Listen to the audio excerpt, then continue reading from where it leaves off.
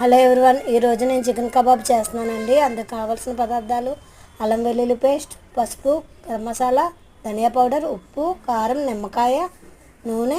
Chicken బాగా శుభ్రపరిచి అందులో ఈ మిశ్రమాలన్నీ వేసి బాగా కలుపుకోవాలండి.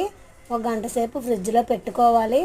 మా ఛానల్ని సబ్స్క్రైబ్ చేయండి, మా వీడియోస్ని లైక్ చేయండి.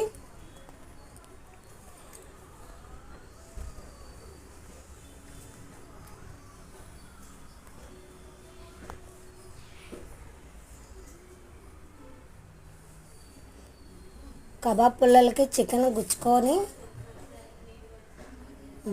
బొగ్గులు రాజేసుకొని దాని మీద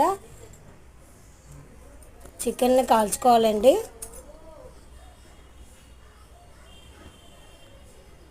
మధ్య మధ్యన ఆయిల్ వేసుకోవాలి. Thank you for watching.